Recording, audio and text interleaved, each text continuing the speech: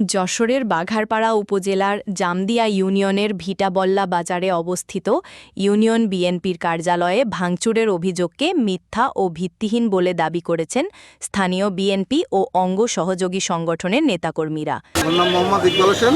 এই যে চায়ের দোকান অফিসের সাথে এখন বিএনপির তরফ থেকে এটা মেরামত করার জন্য সবাই উদ্যোগ নিয়ে দেখা যাচ্ছে যেটা পুরো যাচ্ছে ভেঙে গেছে সেটা করা যাবে না, সেটা সরাই দিয়ে মনে করেন সেটা মেরামত করা হয়েছে।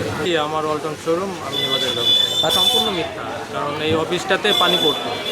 আপনি দেখবেন যে ওইখানে একটা চেয়ার রয়েছে, গত বছরে ওখানে ওটা 5 আগস্টের পর ওই চেয়ারটা ওইখানে দেওয়ায় পানিতে পড়ে চেয়ারটা টেবিলটা নষ্ট হয়ে গেছে। আমার নাম ফারুক হোসেন, আমি বাংলাদেশ জাতীয়তাবাদী স্বেচ্ছাসেবক দলের জামদিয়া ইউনিয়নের সদস্য সচিব। এটা সাধারণত একটা কুচক্রী মহল আমাদের এই অফিসকে কেন্দ্র করে একটা বাজে মন্তব্য, এবং আমার মনে হয় যে আমাদের যে ইউনিয়নের দুটো গ্রুপ হয়ে গেছে, গ্রুপের কারণে এই অফিসকে কেন্দ্র করে অনেক বাজে প্রচার করে বেরোচ্ছে।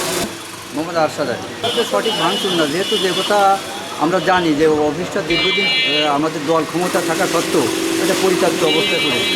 আমার নাম শাহিন, আমি ওয়ার্ডের 8 নম্বর ওয়ার্ডের সভাপতি। এই অফিস ভাঙচুর হয়নি, আমরা এই অফিস ভাঙ্গাচুরা ছিল, মেরামত করার জন্য মানে সুন্দর করে পরিবহন করার জন্য আমরা এই দেখাশোনা করবো, তার উদ্দেশ্যে আমরা এই কাজটা করা আছে। এই অফিস দীর্ঘদিন জরাজীর্ণ ছিল। আমি ইউনিয়ন বিএনপিকে অবহিত করার পরেও তারা এই পুনর্নির্মাণের জন্য আমি অবহিত করি, কিন্তু তারা কর্ণপাত না করার পরে আমি দলীয় মেম্বার হিসেবে আমি একটু দায়িত্ব নিই যে এটা পুনর্নির্মাণ করে জনগণ বসার একটা সুব্যবস্থা করে দিই। সাবেক সভাপতি, ইউনিয়ন সভাপতি। ভাঙচুর না, ঠিক ওই যারা এখানে দখল করেছিল আর একটা গ্রুপ যারা বিগত দিনের নির্বাচনে ওই দানের শেষে ভোট না করে যারা ওই গাড়িপালা ভোট করেছে, ওই তাদের সঙ্গে একটা তারপরে সেটা নির্বাচনও করে সেই যারা যারা মতিয়া ফরাজি আমাদের দলীয় ক্যান্ডিডেট যে নির্বাচন করেছিল তারাই এখানে অবস্থান নিচ্ছিল। এখানে বসার মতো পরিবেশ ছিল না, সেই কারণে আমরা ইউনিয়ন বিএনপি নেতৃবৃন্দকে বারবার বলেছি তারা এই অফিসটি সংস্কারের জন্য কোনো উদ্যোগ গ্রহণ করে নাই। আর যেহেতু তারা উদ্যোগ গ্রহণ করে নাই এবং এই অফিসের প্রতি তাদের এত কেন অনীহা আমি জানি না, সে কারণে এই অফিসে তারা কখনো বসতেও চায় নাই। সেই কারণে আমি গত জাতীয় সংসদ নির্বাচন এখানে মতিয়ার ফরাজির নির্বাচনী অফিস, এখান থেকে তার নির্বাচনী কার্যক্রম পরিচালিত হলো এবং সেখানে তারা কোনো অবস্থাতে আসতে চাননি। তারা কি করেছে, রাতের বেলায় তারা দাঁড়িপাল্লার ক্যানভাস করেছে এবং দিনের বেলায় ধানের শীষের পক্ষে কাজ করেছে।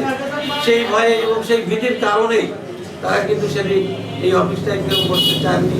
আমরা আমাদের দলীয় নেতাকর্মীদের নিয়ে সেদিন ধানের শীষের পক্ষে ভোট করেছি এবং অক্লান্ত পরিশ্রম করেছি।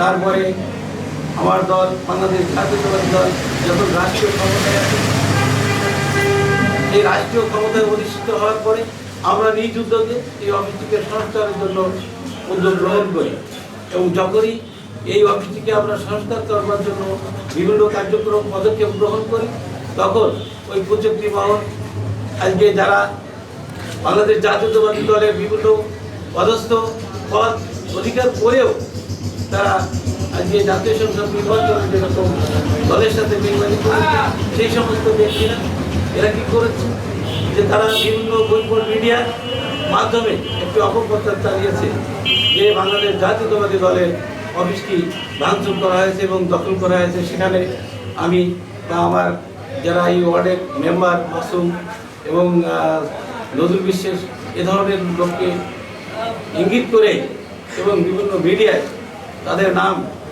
উপস্থাপন করে মিথ্যা এবং ভিত্তিহীন সংবাদ প্রচার করে।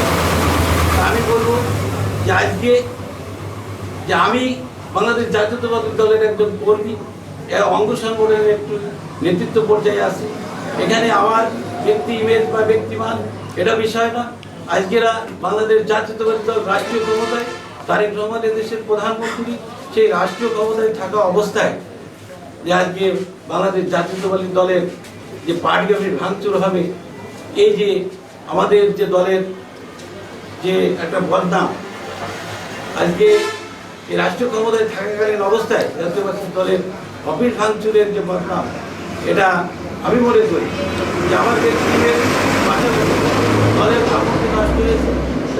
যে সকল দায়িত্বশীল লোক বিভিন্ন মিডিয়ায় তাদের নাম উল্লেখ করে এই অপপ্রচারগুলো চালিয়েছে, আমি তাদের বাংলাদেশ জাতীয়তাবাদী দলের থানা এবং জেলা পর্যায়ে আমি নেতৃবৃন্দের কাছে আবেদন জানাবো, তারা যদি সাংগঠনিক ব্যবস্থা নেয় এবং সাংগঠনিক ব্যবস্থা নেওয়ার মাধ্যমে একটা আইনের আওতায় নিয়ে আসে, এই আশা এই আহ্বান ব্যক্ত করছি এবং সকলকে ধন্যবাদ জানাচ্ছি এবং আপনাদের সকলকে ধন্যবাদ।